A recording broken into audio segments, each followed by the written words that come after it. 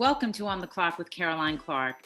I'm thrilled to be sitting down today with a dynamic corporate officer who has not wasted a moment or had a moment to waste in the last several months.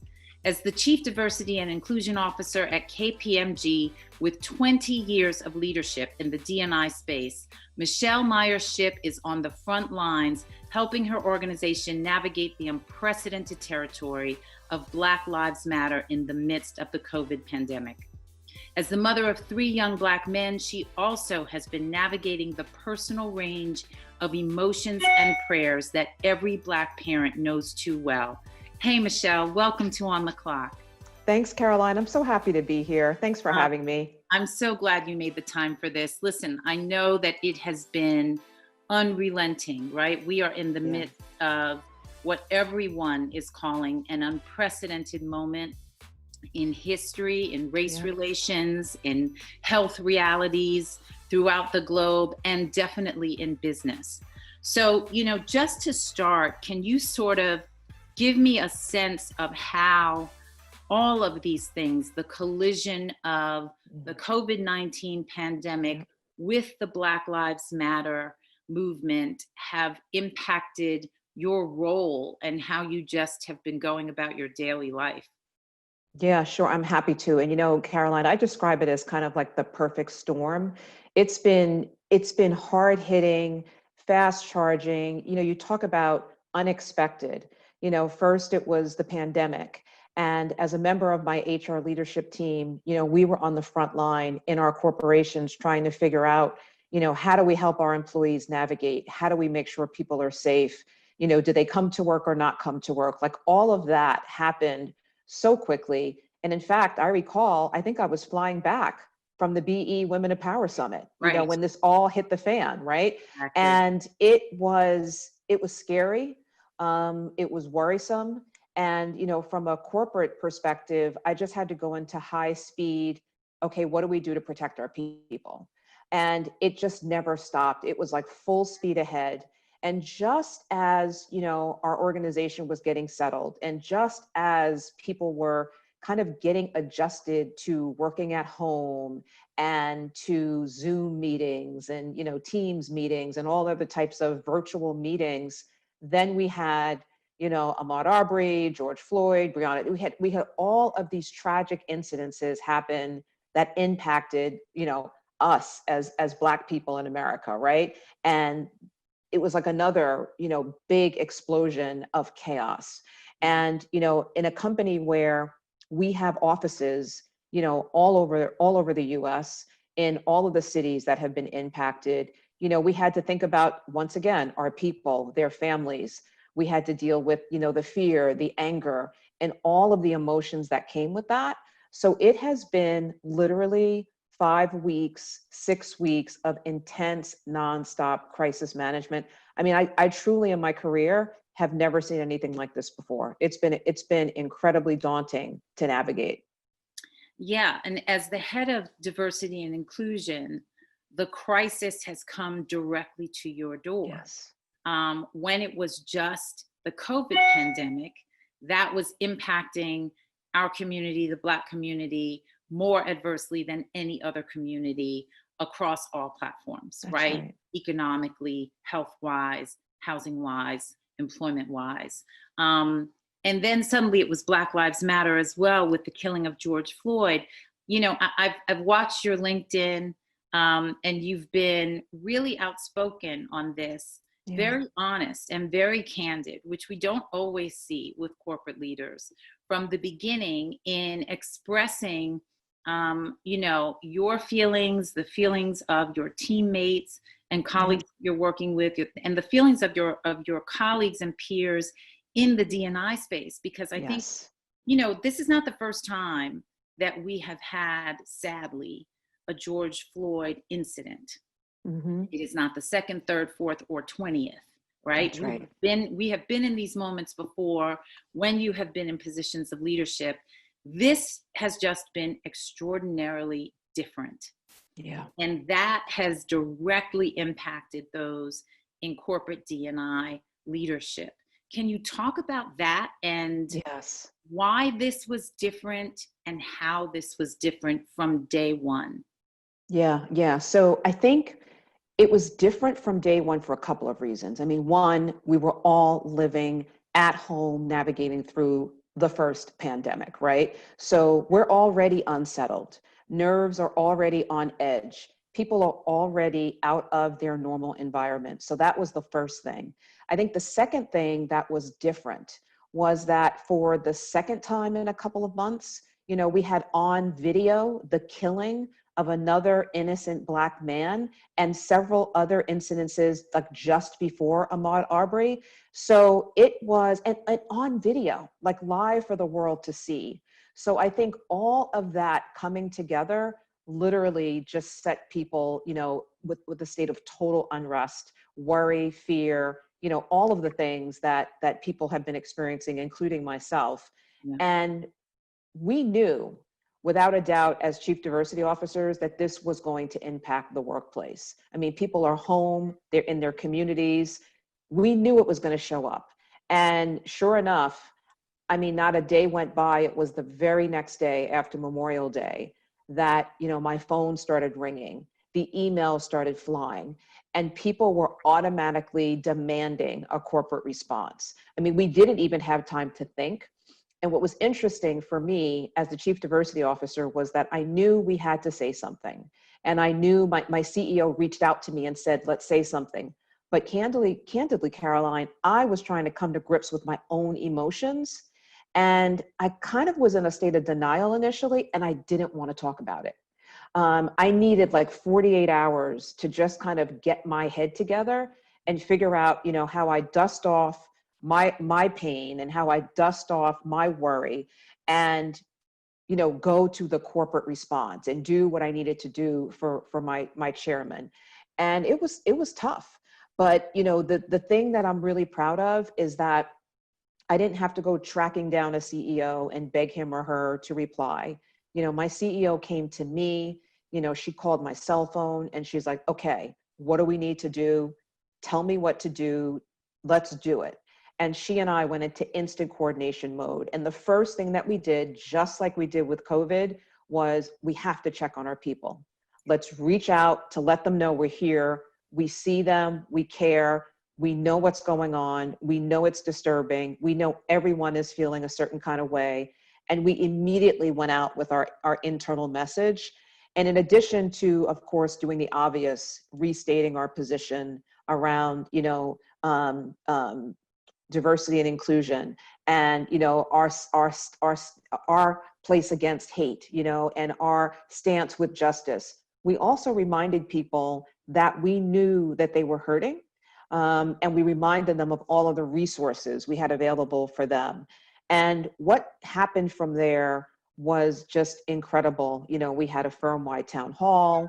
We engaged 18,000 of our professionals, on a live stream conversation. And from there, my office, my team actually put together little toolkits for leaders to use to have local conversations. And to this day, those conversations are still continuing. And our organization is now thinking about, okay, what can we do as a corporation, both inside and outside, to really help fight against all of the injustices that are impacting Black people around America as we move forward. So it has been super, super intense, nonstop. It's just incredible. I mean, I cannot believe what this last several weeks has been like. What's in those toolkits? So the toolkits are really cool. So the first thing we did was we gave leaders like a 2-page tip sheet on how to have sensitive conversations. Because let's be honest, white folks don't always know how to have these conversations. Sometimes people are afraid they might say the wrong thing. Sometimes they're just uncomfortable, so they say nothing. And I think they quickly realized silence was not an option here, but they were really concerned about saying the wrong thing. Yeah. So our team pulled together just some quick tip sheets on how to start a sensitive, candid conversation around race. Luckily, we had done something like this before about 2 years ago, so we kind of dusted it off and pulled that together. What happened after that was we started to get lots of questions from allies around, so Michelle, you know, I didn't appreciate that this is the Black experience. And I never really was paying attention. What else do I need to know? So, you know, our white colleagues and allies were asking lots of questions about what they needed to know. And candidly, a lot of our Black professionals were like, look, I'm exhausted, I'm hurting, I'm not really here to teach you. I'm Right. happy to have a conversation, but you need to go teach yourself. So in the toolkit, we literally listed out, you know, for folks, you know, terms and definitions, books to read, movies and podcasts to watch. You know, we had a list of resources for parents about how to talk to their children, you know, about these issues. So it was kind of a one-stop shop for our leaders, Yeah. to help them really educate themselves, have conversations, and get engaged. Yeah. You've been in the D&I space for a long time, as I mentioned. And, you know, so the issues that we're all circling now, the issues that allies are starting to grapple with, many are saying, you know, they're seeing things for the first time. They just like blinders have been taken off. Um, it's difficult. It's challenging. It's not new to you.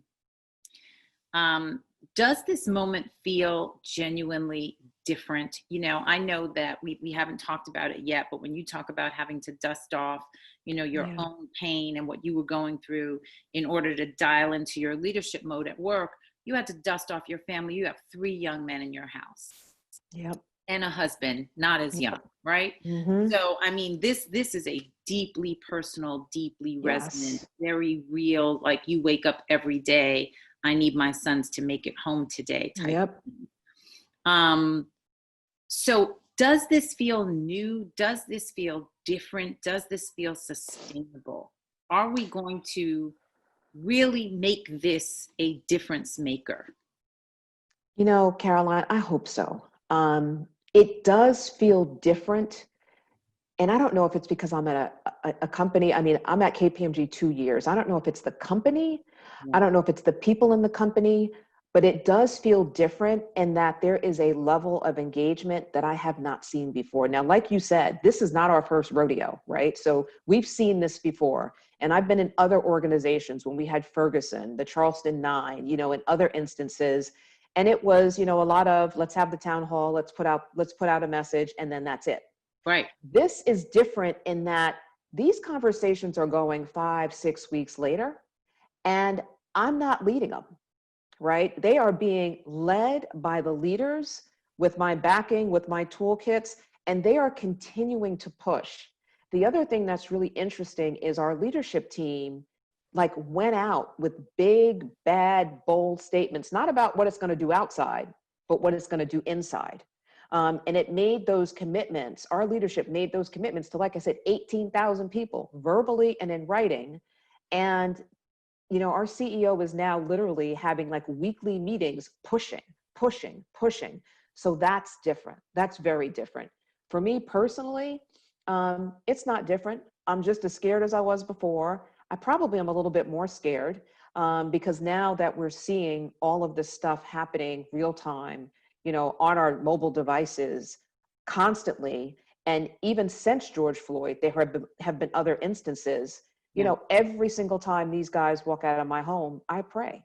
And I'm having that talk with them, you know, about what to do if. So that part, unfortunately, is not different. The fear is very much there for me, but I'm trying to be faithful and navigate, you know, in that faith to help me not be so scared all the time. So much of leadership is learning. Yeah. And sometimes, even when we are the experts in the room, we can be surprised by the things that come to the fore that really sort of shift our thinking or what we thought we knew. Have there been things that have come out? I know KPMG, you had this town hall. You've mentioned that you're now not necessarily the one guiding these conversations, but I know you're directly tuned into them. Mm-hmm. And your CEO is in constant contact with you about that and what she's learning. Have there been things that have surprised you and that have really, you know, where you've learned something new in all this or changed in some way yourself in your orientation to this work? You know, what's been an aha moment for me, and again, I've never seen this before, is the level of courageousness with which people are having conversations across race.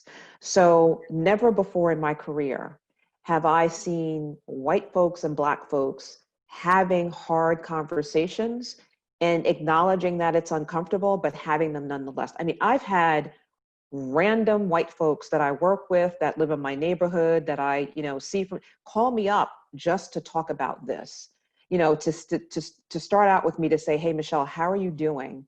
And and they're acknowledging and owning, I never really appreciated this. Oh my God, I didn't know what I was missing. Michelle, help me understand.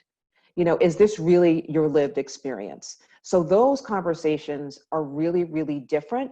And Yeah. what it is doing for me in my workspace is it's making me realize that I have to ensure that I equip our allies with the tools that they need and the insights that they need to have the conversations Yeah. so that they don't, step in the mud or, necessarily get it terribly wrong and offend, unintentionally. So I'm trying to really help them and equip them to continue to have the dialogue. Yeah. Yeah. I think that the conversations are so important, and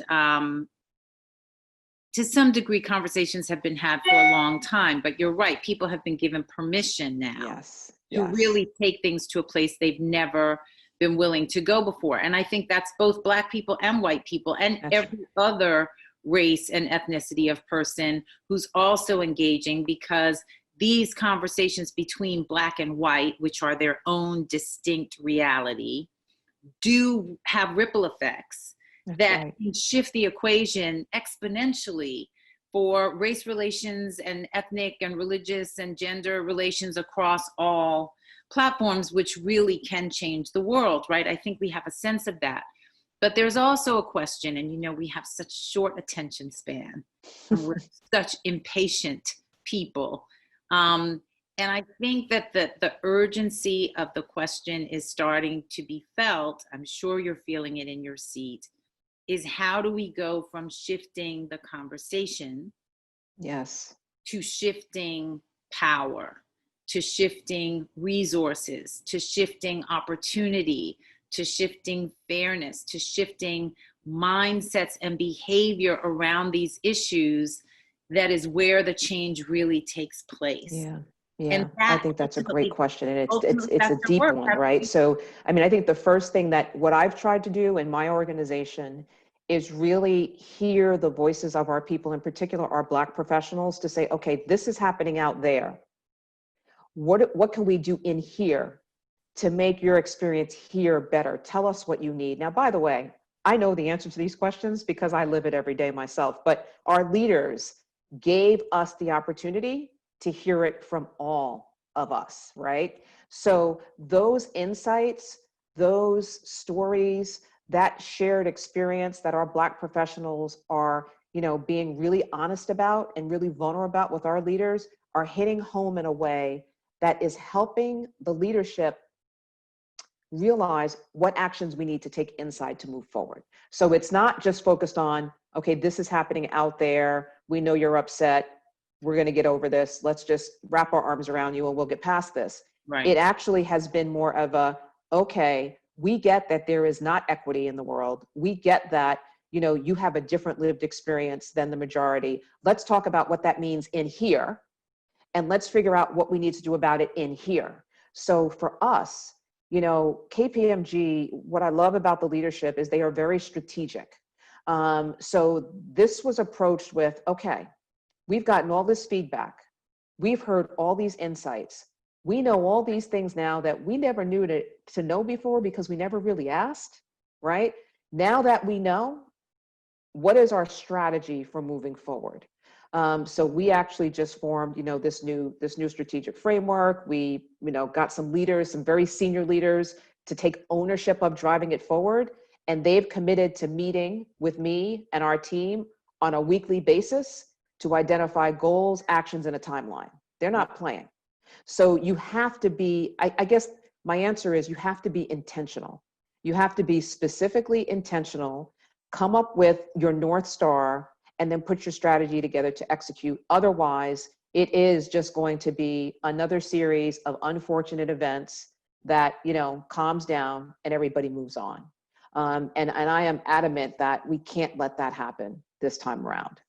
Yeah, and I guess the question too is what's the value proposition, right? Because at the end of the day in corporate America, that's always the bottom line. Yep. And with D&I, the statistics, the data have been there to support for years and years that the more diverse your organization, not just statistically, but the more effective, That's right. authentic you are around diversity and inclusion, the healthier your bottom line is going to be. But there's like a different thing at play here, you know, like that's still the value proposition and has to be in order to compel this.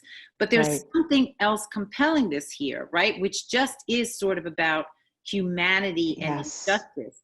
Yes. Is that really as sticky as it feels right now? Do you think that's going to continue to be a factor? I think it is because, you know, this isn't just people voicing their concerns about equity, right? This is people voicing their concerns about fear and pain and trauma, and not being able to show up and be their full selves and you know, maximize their full potential. And you know, the way we're talking about it is that it is a humanity issue. Of course, there's an equity issue, but there is absolutely a humanity issue, and the sharing and the acknowledgement of the pain and the realness and the rawness around that pain, I think absolutely is front and center. Again, in a way I've never seen it before. I mean, one of the things that, you know, you mentioned my LinkedIn. I mean, I was real clear right up front and I posted it right there for everybody to see. And I wrote, I am not okay. Right. And I did that on purpose because I said, if I say it, then the people at KPMG who are following me will know that it's okay to say it. Yeah. And then they started saying it. And then others started saying it. And then allies started asking, help me understand. What can I do? How can I support you? So that very authentic conversation, I think, is actually going to drive the strategy moving forward. Yeah. Let's talk about that strategy and thriving, because it's such an important conversation. Yes. You did. That was, I called you, I think, that day because I loved that you put that up there. And it's true, and leaders don't do it enough. You have to give people permission to Yes. be where they truly are. And oftentimes, most of the time, I think, people don't feel they can be because the example at the top is just keep your head down and keep going, going, going, going, going, no matter what happens. And in this case, you were like, no, uncle, here's my yellow flag, cannot do it. This is just a lot. Yep. And it forces people to acknowledge, right? But how do we deal as people who are being called upon still for the solution? You know, help me, help you. You can't really opt out of that because to some degree it's a realistic thing. That's right. Right. And yet you can't carry the full burden for fixing, you know, I spoke with a friend recently and she said, you know, it's, and this may sound dramatic, but I think the seed of it is very accurate. It's like saying to a rape victim, the burden is yours to fix the rapist, right? Figure out how to make this person okay. It's an unfair burden. It just is. You didn't create whatever the dysfunction is. And so just because you've been the target of it doesn't make it your responsibility to make it right. Particularly when, as you said, there is trauma. That is real. We are traumatized. Every single time we have to watch one of these things, everyone feels it. But when you are picturing your son, your husband, your father, your brother, your friend, it's a different thing. And there's a cumulative effect that we have never really acknowledged either. So when you move your leadership team towards solutions, how do you propose a plan where the company is thriving, the allies are thriving, but most critically, given the enormous burden and trauma, the people at the center of the storm are thriving and are in a position to greet these opportunities as they're presented and thrive. Yeah. So, I think we talked a lot about allies. We talked a lot about the company. With respect to my Black colleagues, my job is to continue the conversation with them specifically to make sure that they're okay and to figure out what we can do to support them and to give them a space wherein we can talk to one another. So we actually have been hosting weekly open conversations for any of the members of our Black professionals group to come on in, hop on a call, and we just talk. And we talk real candidly, and we talk real honestly about how we're feeling. And what's been really, I think, just kind of refreshing is the wrong word, but it's kind of just been calming to see that the way that, for example, I feel is the way that my colleagues are feeling and vice versa. Like we are all in this together. We are all feeling a certain kind of way, and we're able to talk to each other and strategize around, tools and strategies for personal success moving forward. So for example, we've had a lot of conversations with one another, across these calls around managing our mindsets. And how, it's real easy to go to a really dark place really quickly. It's really easy to be really worried all of the time. But we reinforce each other around being mindful of our faith. We remind each other that, okay, maybe we need to not watch the news so much or turn off the phone and stop looking at every single thing that you see on social media. So literally that support of the person, beyond the career development and all the other stuff that we're doing to help people advance, we want to support our employees and their experience so that they know that we've got them so they can thrive. So I kind of think of it like there's the professional development program, but then there's the I got you program, right? Where we're just going to make sure. And these calls, by the way, have been scheduled indefinitely. They're just on the calendar. They happen every week, once or twice a week, and they're just there. How many So, people are on? great question. Every call we've had so far has been 200 to 300 people deep. Every call. What did you expect going in? I expected more like 50. And what's really interesting is we have a lot of allies getting on as well. So, well-meaning white folks, Hispanic, Asian folks getting on and literally like speaking up and saying things about what they've learned, how they can support, whatever it may be. So it's been about 200 to 300 people each time. And I'd say about 15% are allies and the rest are our Black professionals. The other really odd thing, and it's a good thing, it's a silver lining in all of this, is, the virtual nature of our workforce right now, this current, racial injustice crisis that we're navigating through has brought our Black professionals together in a way that we have never been together. I mean, people are meeting people that they didn't even know existed who are in their same office building when they're in and they've never seen each other before. So there's a sense of community support there that I just am so happy to see. And we're going to continue that as part of the framework of moving things forward. It's an interesting point that you bring up, and it's really ironic that in this remote work environment, Black allies are being created, Black alliances, Black on Black, because typically when we talk about allies now, we're always talking about Black to non-Black, non-Black to Black.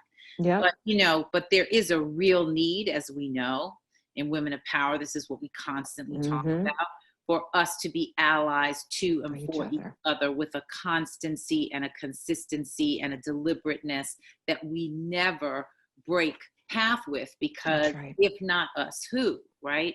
So, that is interesting, because I think that happens across corporate America in all industries, where you just get so focused on the work and what you do that you're more isolated than you even need to be, because you don't even recognize who's there. So when you look at your workforce at KPMG, how critical, because that brings up another question, how critical is increased representation of African Americans? Because, the quotas are generally so low, generally worse than they were even 30 years ago. across industry, and this begins, you know, in schooling, right? In That's right. colleges, those numbers are worse than they were 30 years ago. How critical a piece of the puzzle is that? And what are Yeah. the other pieces that are right up there at the top for you? These Yeah. priorities that must be addressed now. Great question. Great question. So I'm going to take this. Well, let me do this first. What are the priorities? So the priorities are, one, to obviously increase representation, and I'm going to come back to that in a minute. Two is to retain, develop, and advance, right? So you can't just get people in the door. You've got to grow, retain, develop, and engage folks so that they can be their full selves and thrive, right? On the recruitment piece, I mean, it's so awkward right now because we have a hiring freeze, like most companies, you know, because of the economic impact that COVID has had on our organization. But we are already thinking about, you know, what are we going to do when we're able to hire again, as far as recruitment and representation goes. I mean, I'll be honest with you, in accounting, our numbers are bad with respect to Black talent, you know, just like they are across a whole bunch of industries. The thing that really worries me about Black talent in particular is that the pipeline for students in college who are majoring in degrees in accounting is dwindling. So not only do we have a weak pipeline to begin with, but the pipeline is dwindling from entry-level college, right? So we have to think about, and our strategy has us focused on high school, college, and then experienced hires. So we've got to think about all of that, and we have to play all of them at the same exact time, because otherwise we're going to continue to see a downtick in representation. And then, of course, while we're playing with that piece of the puzzle, we're also really focused inward on, how do I keep the people I have? How do I make sure that they can thrive? How do I make sure that they can develop and that they see themselves here in the future and that they see their path, right, to progression? So all of those things, Caroline, are things that we are literally driving in our strategy every single day. Yeah, yeah. What have been the biggest barriers? You mentioned accounting specifically, but you know, this is like the constant thing that we always hear in diversity. Yeah. Oh, we would love for the diversity numbers to be better. We just can't find people.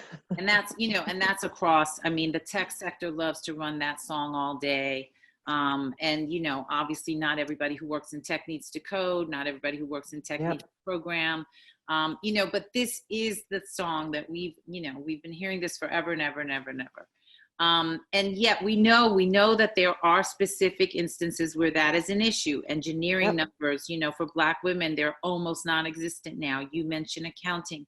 There are definitely identifiable sectors. However, there are many, many sectors for which That's right. there's just not a problem. So what is being done or discussed, because I know it's still at the beginning of this, that really represents for you the most meaningful changes, like things that you've been trying to push for all of your career, that now the gates are like cranking open for this? So it's funny. So, you know, for me, I guess the wake-up call happened for me about a year ago. And I realized something. I realized this. I mean, I've done this work now in a couple of different places, and it's, you know, same policies, same practices, same procedures, you know, everything is right where it needs to be, just the right way. But here's the issue. People make people-related decisions, right?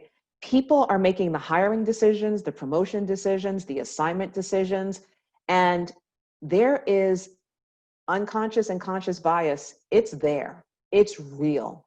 People naturally gravitate towards those they're comfortable with. Black people do it, white people do it, we all do it. It is human nature. So to me, to really crack this code, we need to figure out how we can get all of our leaders to shift their mindsets and to interrupt that natural tendency to make all decisions based on who we know and what we're comfortable with. When we're hiring, I mean, think about some of the interviews that you might have had over your career, or, you know, when I'm interviewing candidates, you know, I'll hear, oh, I grew up here. Oh my God, so did I. And then the whole conversation goes there. You know, you're trying to decide, you know, which of your 3 direct reports you're going to give that assignment to. And, I like to travel with this person, so I'm going to ask her to go with me. What about the other two people? And it goes on and on and on. Yeah. So for me to really get at it, teaching, I think you really do have to teach this too. Teaching leaders how to literally lead and make people decisions inclusively is the key to success. That's what we have to do. And alongside of kind of changing those behaviors, we have to disrupt our systems. We have to disrupt our system. So if the processes aren't working, if the policies aren't working, flip it around, do something completely different. So we need change behavior and we need disruption of the system. Those are the two things that I really, really think will matter. And I'll be real honest with you. Every now and again, I'll even catch myself up. And I'm like, wait a minute, did I just go and ask the same person to do that again? Because I really was supposed to ask someone else and give someone else that opportunity. But you know what? I just know her. It's quick. I know she's going to get it done. It is so innate in us as human beings. So cracking that code is the key for me. Yeah, I think what's been interesting is that we are already living in this completely upended, disrupted environment. It is, when you stop to really think about what has happened. The pandemic disrupted everything. But I think you said this earlier, the silver lining for that is that when you're already living in a kind of a surreal space, it makes it easier to embrace other things that don't fit your normal mindset. That's right. Because you're already out of your normal mind, And I do think it's been a gift in that way, because leaders are already feeling kind of like, what's happening? And we're dealing in this, environment of total uncertainty. You don't know what's happening with the pandemic every single day, as we're finding from city to town to block on the street. Numbers are up, numbers are down. People have been fined, people are not. People are losing people. It's just such a completely frenetic reality. Yes. But the positive thing is that it's already so crazy that really to embrace some other things that would normally seem beyond the pale becomes easier. It's kind of like in a space of, what do we have to lose? But I think the flip side of that, and I know it's so challenging for leaders now, is it requires more courage, because you are operating with enormous challenges already on your plate. Financial difficulties, marketplace difficulties, lots of uncertainty.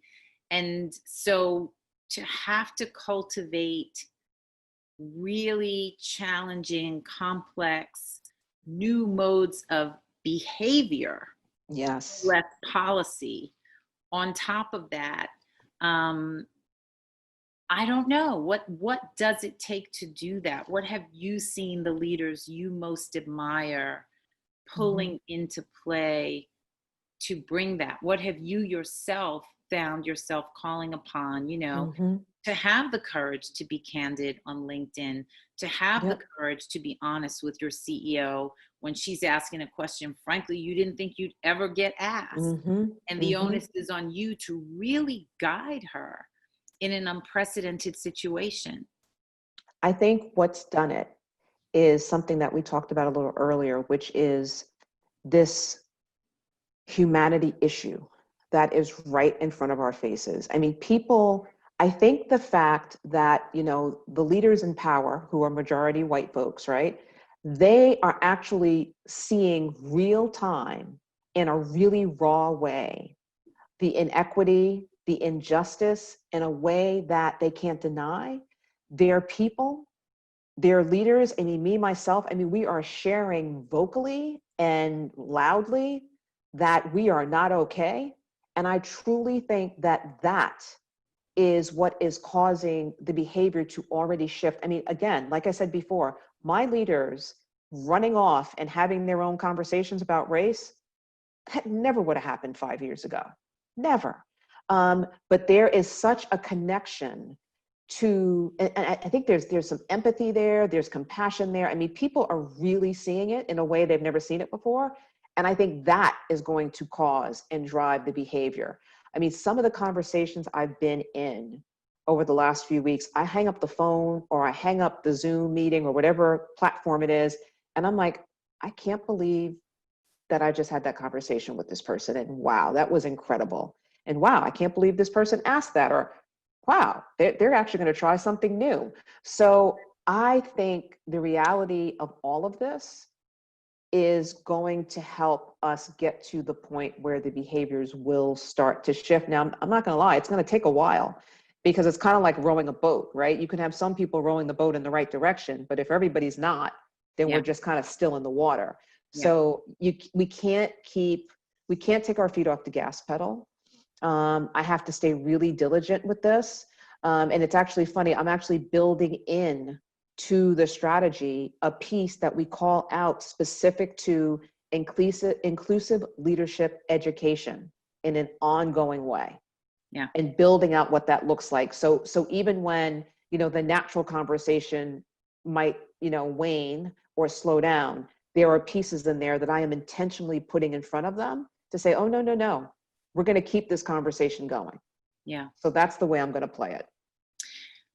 In the D&I space, if I think back over the years, progress has typically come most significantly when the incentives are very clear and when the lack of tolerance for old mores is locked down and also very direct ways.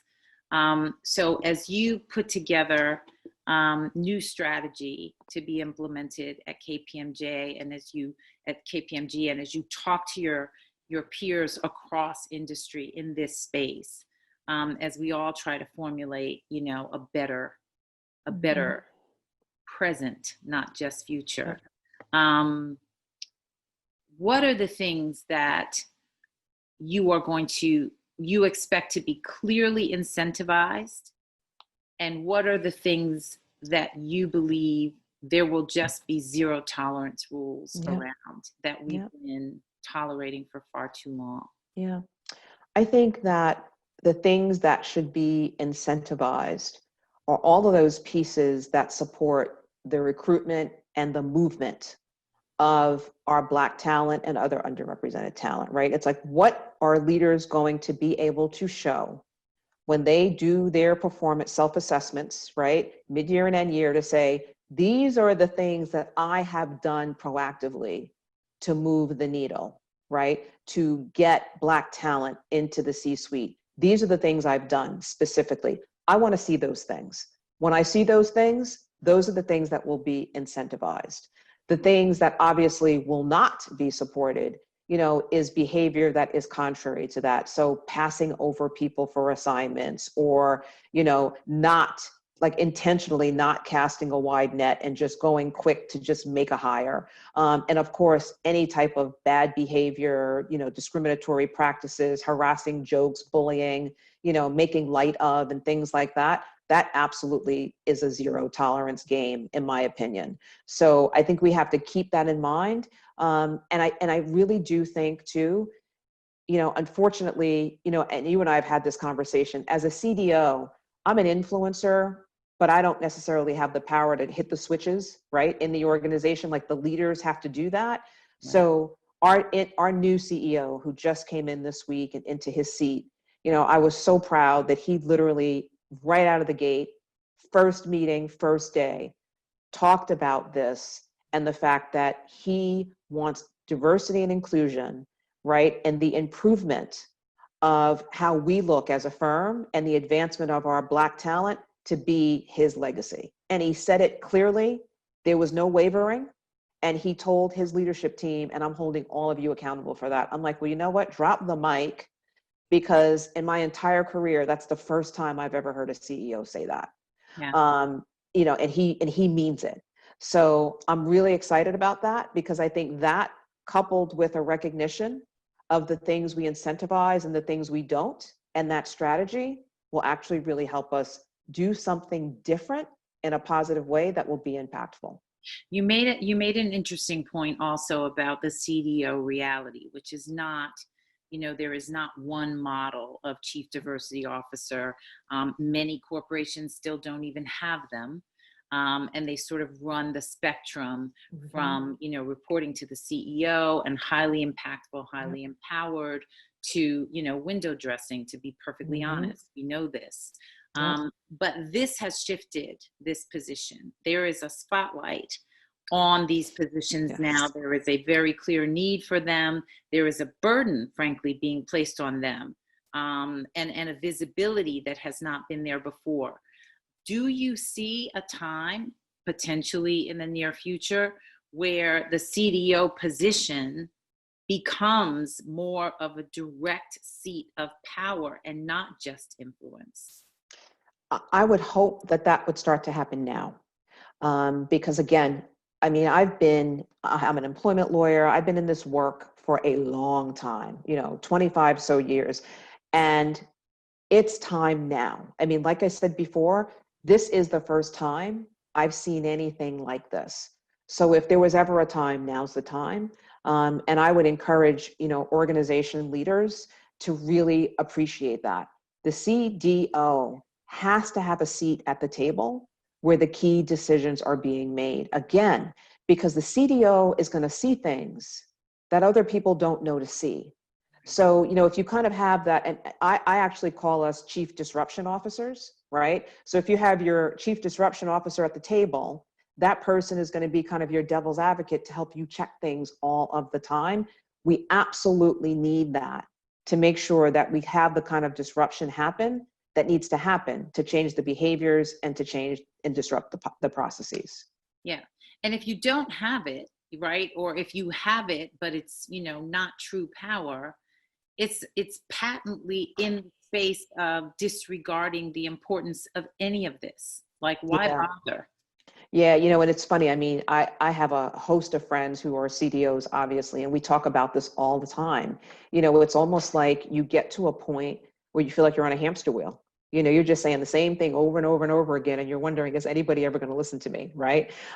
So I know a lot of us experience that or have experienced it over time, and it's incredibly frustrating. So I think another thing that we will see happening, and I'm seeing it happen already, is I think we're going to see a lot of movement of chief diversity officers. The headhunters are out on the hunt right now. I mean, I've had a bunch of calls myself in the past week. I can't even keep up with them. And, companies are hiring their first CDOs. Companies are elevating the CDO role. Companies are realizing that, wow, the person I had was really too junior. I need somebody more senior. So they're coming. And I think people are going to be moving. And I'm hoping that it is not just window dressing and that it is the real, and folks are ready to really engage these very, very important leadership roles to where they need to be. Yeah. And to be clear, the CDO role is not the chief Black people officer. That's right. Either. And so, that's right. I know many of my friends, in the CDI space, and the CDO space, they have been getting hit, right, with some of this question, like, this cannot just be what you That's become, right.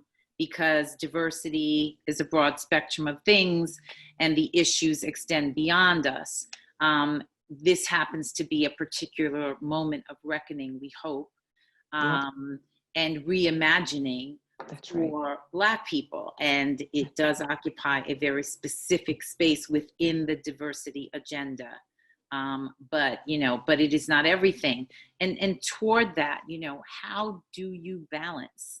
Yeah. Right? Because it's a big issue. You are in a seat where a lot is coming at you, and many, many issues that affect the corporate dynamic come through you. And yet this is a moment where this is critically important. So how are you balancing, Michelle? Yeah, so it's actually really funny when I think about that question. So, our team has, from the moment I got at the firm and even prior to that, focused around all key underrepresented groups, right? So we've got our people of color groups, LGBTQ, veterans, people with disabilities, et cetera. And we do have focused efforts around all of these groups.